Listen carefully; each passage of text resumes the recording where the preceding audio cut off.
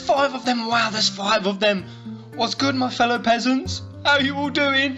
So, wow, this picture came out, and you guys have been bombarding me with comments on my videos, private messaging. Have you seen this yet?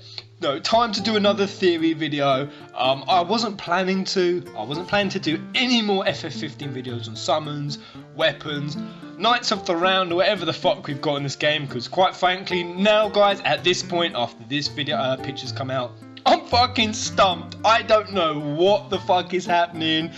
So I'm going to go into this. I'm going to break this down, this particular picture, as you guys have asked. Let's go. Okay, so laying down what I've been saying with all of these colossal figures, I've either been thinking they've been weapons or they've been Knights of the Round. And you know, now this picture's come out, and I'm going to go straight to that one on the left because I think that's the most telling. It has a humanoid face. It has a human structured face. The little cross on top of the head, no, that's quite telling as well, because one of the Knights of the Round does have sort of a little cross on, I think it was his staff, but here it's on the head. So that kind of really makes it think Knights of the Round, and that's what a lot of people are saying now, that, you know, now we've seen this picture, these are Knights of the Round, and it does tie in with the Dawn trailer, and they are Knights of the Round. And I kind of get that, I kind of agree with that on, you know, the one with the left. And if you look at those points, you know, what are those? Is that like a shuriken? You know, is that a weapon? Because I kind of think with all 5 of these, we can kind of see they're all holding weapons. And especially one on the right, the other new one, is holding some sort of trident in front of it. The one on the middle left, what is that? Is that like a spank paddle? Is that a butt spank paddle? I really don't know what that is. But so yeah, I get Knights of the Round from sort of those 2 points with weapons and the human face.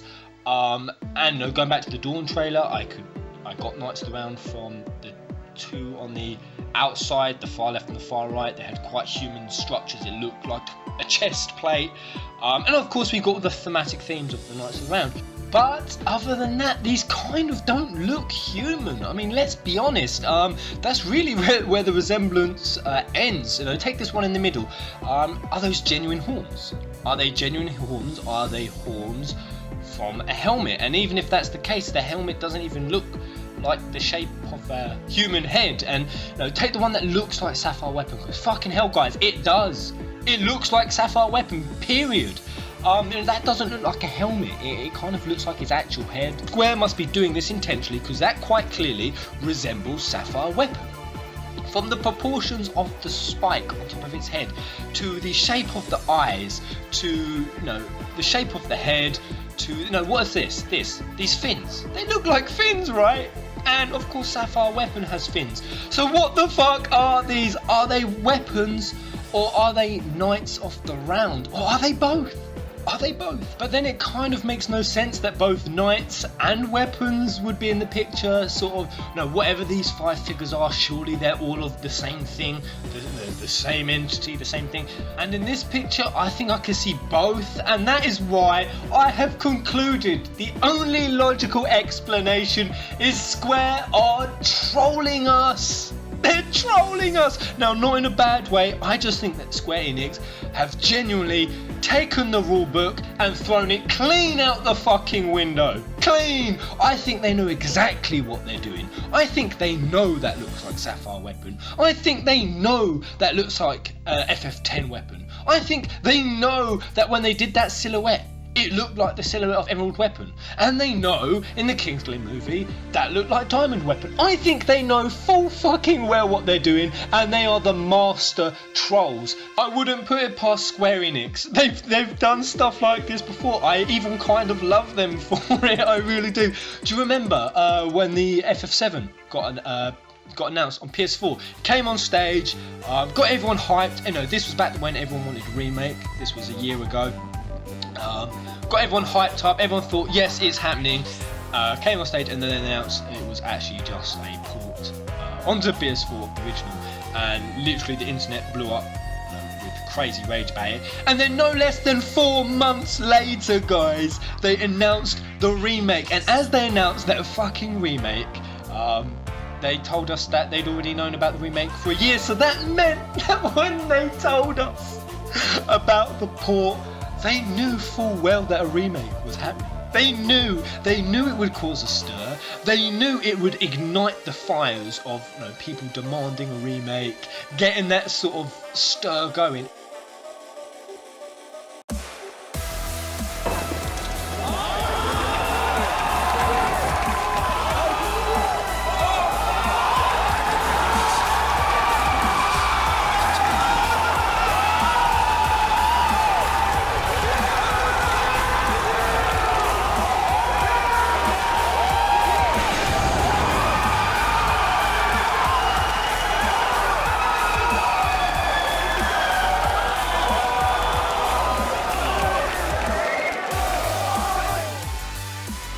And I think that's what they're doing. I think they are just creating a stir. I kind of even don't think that there is any connection between FF7, FF15. I kind of don't even think there's any connection between that Sapphire weapon and Diamond weapon. I think Diamond weapon at this point could well just be some creature rampaging from Niflheim or created by Solheim and being used to attack Lucis. And they've made this creature, or these creatures, Knights of the Round. They've taken the Knights of the Round and they've made them look quite monstrous. And a lot of them, you've got some that look humanoid, but you've got these others that look quite monstrous. And that leads me on to a whole new point. If these are indeed Knights of the Round, and they've made them quite monstrous in appearance, oh my god, guys. If this is the case, if all of these figures, all of these Colossi figures really are Knights of the Round, then, and that's what a lot of people think, by the way. I mean, that is pretty much what everyone on the internet is saying, oh my god, Knights of the Round. And they have made Knights of the Round look like this, very monstrous, really not human. What does that tell us on a plot perspective? And guys, when I thought of it like that, oh man, so we saw in this portrait, because quite clearly the 12 knights here are human. We do kind of pretty much know by this point that Noctis' ancestors are the Knights of the Round, so they were once human. Does this mean that when they become, or when they die, they become these creatures? And then that just brought me into a whole new point. What? Because I kind of assumed in the Dawn trailer that when the three figures loomed, or sort of if King Regis was to become the 13th Knight, that would be quite a good thing. It would sort of be like Noctis being protected by his ancestors. King Regis would die and then he'd appear with the rest of the knights and they would sort of help Noctis. What if it isn't that? I looked at it from the positive side. Let's look at it from a negative side. What if this is actually a curse of the Lucis household? What if it, and it only started at, something the 100th king did, let's say, because remember, there's only, King Regis is the 113th, and we only have 13 knights, so obviously the other 100 kings. So what if the curse, or whatever it is, started at the 100th king, and when they die, they become these figures, these monstrous-like beings, that aren't necessarily protectors. That would kind of explain why Regis was crying, about the fate of his son. When I put it in that very depressing, morbid scene, it suddenly makes sense to me. And oh, that would be so dark, guys. Is this what's going to happen? Imagine if that happens. Let's say Regis does die in the game. It's looking that way. He dies at the hands of Ravus, if the Norse mythology themes are connected. That does look, the plain of Idurval being a, like I said, it was a barren landscape, and now we've got a clearer image. Look how barren it is. It's even more barren. So that's got to be Idurval. Now let's say Regis dies, and then Noctis has to watch his father come back as one of those fucking creatures. Man, that would be dark. And of course, what would Noctis want to do? He'd of course want to free his father.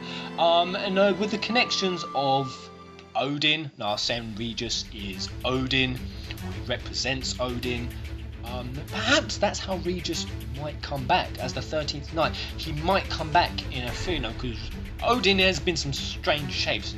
Odin has had horns in the series. Odin has never, in the series, been a person as such. He's always been sort of this speechless creature. He's even been sort of demonic and monstrous. So that would kind of tie in with Regis being Odin, or representing Odin, having this curse upon the Lucis household. Square Enix have just decided to get a stir going, and they literally don't give a flying fuck. They know the stir it's causing, and they are the master trolls. Do you remember the FF12 remaster? Yeah, you remember when Arnie Roth stuck his foot in it and he told us that it was getting a HD remaster, then Square Enix came and said, no, HD remaster of 12 isn't happening, guys, not happening. God, everyone's speaking about the FF12 remaster, and then, just recently they then announced it. I fucking swear to God, now I look back on it, I bet they told Arnie Roth to say it. I reckon they told him. I fucking reckon they did. I reckon they told Arnie Roth to say that the remaster was happening, and then they just came back and said no, it's not happening, to get a stir, and then just to make it even more hype. Are Square Enix really that fucking intelligent? Are they really playing us that much? I mean, they did it with FF7, with the remake and the PS4 port. They did it. Wouldn't put it past them. I fucking love you, Square Enix. Oh, so that's all I've got, guys. That's all I've got on this picture. Just either mindfuckery or curse over the Lucis household. I think that's quite cool. That's quite a cool little theory. That would explain why, if there are knights of the round, they're quite monstrous in appearance. Let me know what you guys think. Is this representative of a curse over the Lucis household? Have you had any sort of similar theories or thoughts to that effect? Let me know. And one other thing I want to point out before I go, and this is it, I'm going to confess, this is the real reason I want to do this video, to alleviate my own guilt. When this picture came out, this dope artwork, because it is nice, this was of course Matt Kishimoto's work. Great job, Matt. He did a little write-up for it, and I read his write-up, and man, it was actually kind of, I feel like such an arsehole. I feel like a massive dickwad. So Matt did a write-up, and it was talking about his experience. He talked about how he played FF with his brother. He's such a genuine guy. He is a genuine Final Fantasy fan. He shows his passion. He talked about his passion for it, and you can see his passion. And then he wrote this line, and as I read, it was an unbelievable feeling to know that such an incredibly talented individuals were taking the time to help little old me.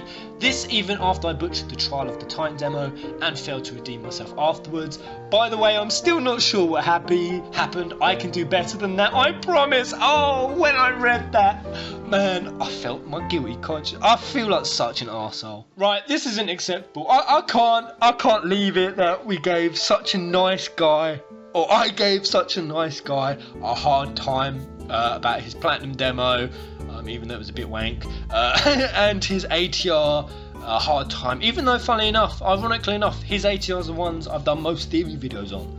Well, that's quite ironic, that.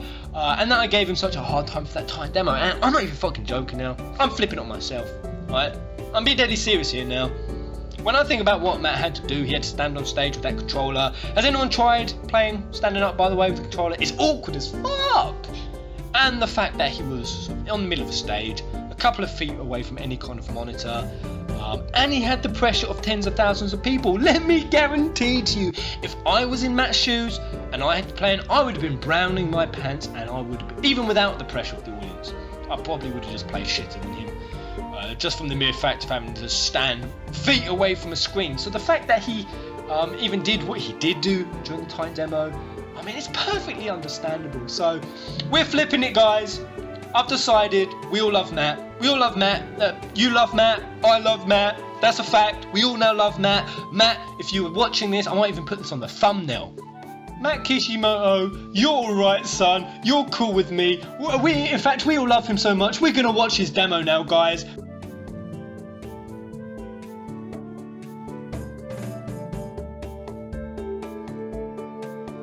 No, fuck that.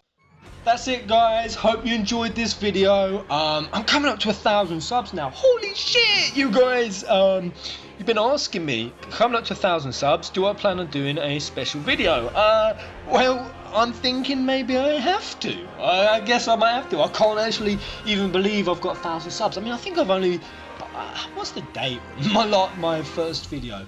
Or when I first really started doing it, it's about 2.5 months ago. That's fucking crazy. I guess I'll do one. I'm thinking perhaps of doing a behind the scenes in the life of the peasant. You can see my gaff, you can see all my merchandise, my Square Enix Final Fantasy merchandise. You can see just how much of an FF fan I am. Do you want to see that? Do you want to behind the scenes in the life of the peasant and see just how bad his obsession for Final Fantasy is? Let me know if you want that to be my 1,000 sub special. Until the next video, guys. Kupo!